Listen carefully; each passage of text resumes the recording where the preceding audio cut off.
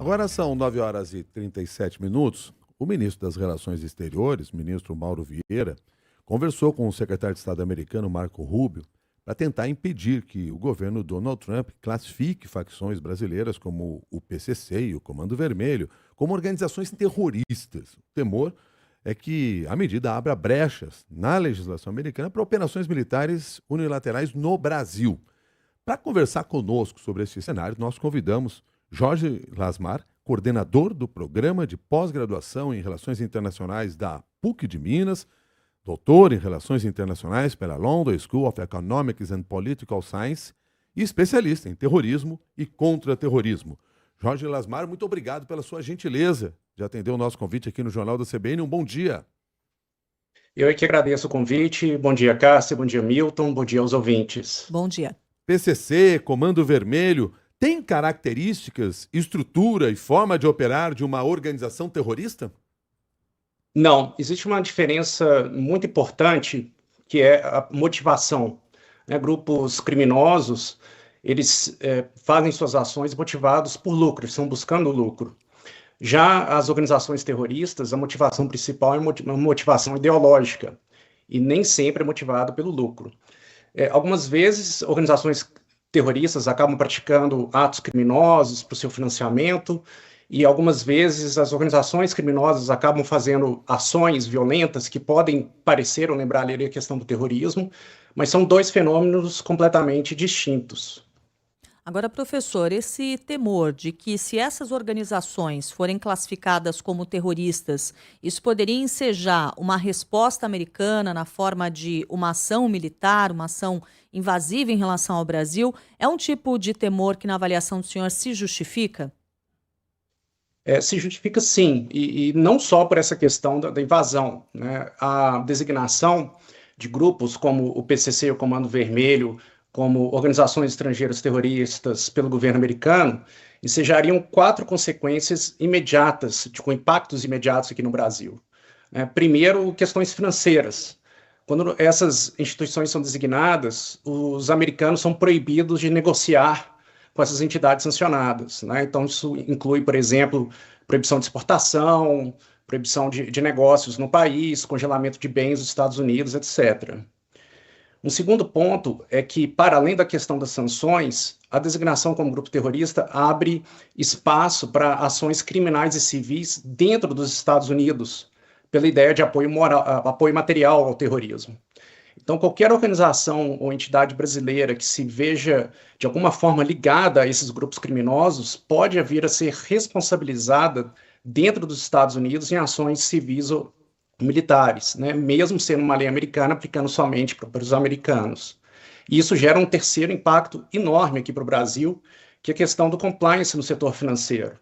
O setor financeiro, como é um setor que transaciona muito em dólar, faz operações de câmbio, tem operações nos Estados Unidos, isso vai exigir que o setor financeiro adote medidas de compliance mais robustas, que comece a aplicar um regime especial de monitoramento de atividades de financiamento de terrorismo para grupos que não exatamente são grupos terroristas, né?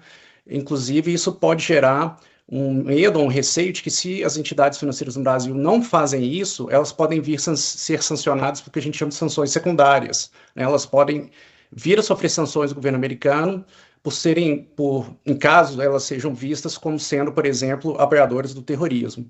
E o aspecto diplomático, que é esse, né, que a designação como um grupo terrorista abre aí acesso a uma série de ferramentas de inteligência de contra-terrorismo que não são aplicadas ali ao crime normal e muda a própria doutrina de uso da força, como nós vimos, por exemplo, nas ações que os Estados Unidos fizeram da Venezuela. Então, existe um receio grande, né, de que esse tipo de ação de interceptação de navios, de embarcações, de operações pontuais possam vir a acontecer aqui dentro do Brasil sem necessariamente autorização do governo brasileiro. Mas tem ainda um outro risco político, que é a questão da própria reputação do Brasil. Essa designação está dizendo para o mundo que nós temos ali 2 grandes grupos terroristas no Brasil, o que pode impactar questões como, por exemplo, o turismo em regiões que são muito afetadas por essas atividades. Então, esse risco, o risco dessas designações, ele é imediato e real para o Brasil.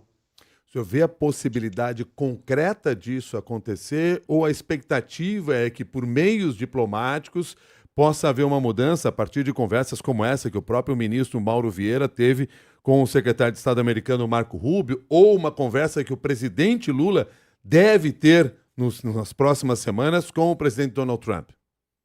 Esse processo não é novo, né? Em 2021, o PCC já havia sido designado como entidade sancionada pelos Estados Unidos. E em 2024, nós tivemos a designação de um brasileiro específico que prestava serviço de lavar dinheiro para o PCC, que foi sancionado.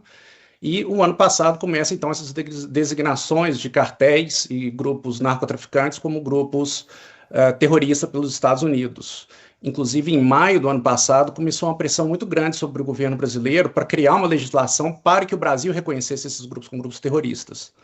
Houve um debate muito grande, essa legislação não avançou, mas isso é retomado esse ano. A gente precisa lembrar que agora, no começo de março, foi lançado a iniciativa do Escudo das Américas, né, uma iniciativa dos Estados Unidos de combate ao narcotráfico, para a qual o Brasil não participou.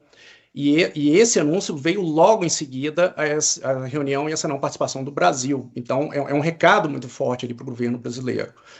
Mas o governo é bastante firme no entendimento de que o fenômeno do terrorismo é distinto do fenômeno do crime, e essa missão diplomática dos Estados Unidos, com certeza, vai fazer de tudo para tentar evitar. Eu acredito que ainda há espaço para o diálogo.